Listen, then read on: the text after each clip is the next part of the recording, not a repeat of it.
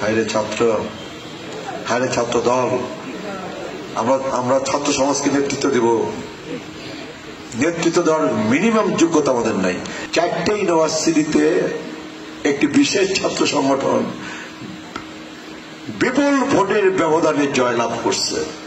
খুব বেশি দিন আমরা ক্ষমতায় টিকে থাকতে পারবো না যদি না আমরা মানুষের মন জয় করে চলতে না পারি।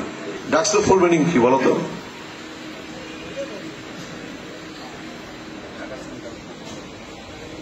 বসো।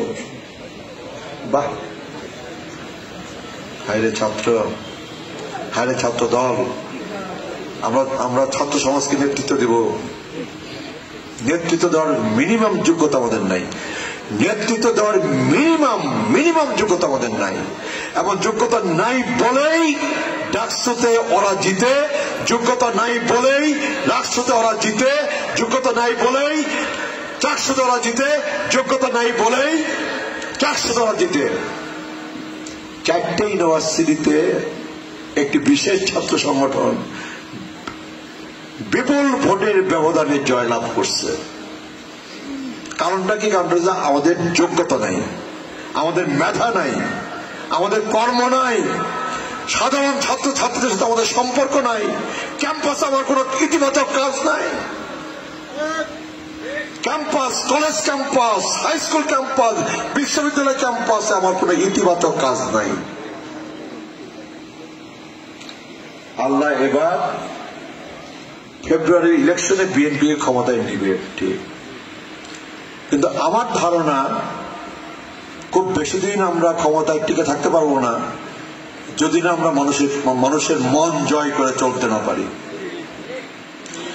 মানুষের মন কিন্তু জয় করে আমরা চলতে পারতেছি না, যে কারণে বলি 14 মাসে 14টা ভোট কমছে। ভোট কিন্তু 14টা কমে নাই, ভোট কিন্তু 14টা কমে নাই, ভোট অনেক বেশি কমছে। ঢাকা ইউনিভার্সিটিতে, চিটাগাং ইউনিভার্সিটিতে, রাজশাহী ইউনিভার্সিটিতে, জাহাঙ্গীরনগর ইউনিভার্সিটিতে কারা পড়ে?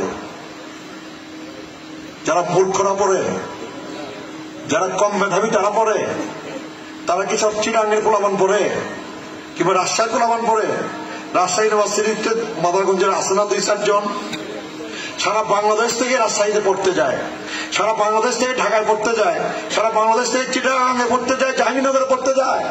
বাংলাদেশের সেরা মেধাবী ছেলে মেয়েগুলো পড়তে যায় এই পাবলিক ইউনিভার্সিটি গুলাতে। ওরা ভোট দেয় নাই।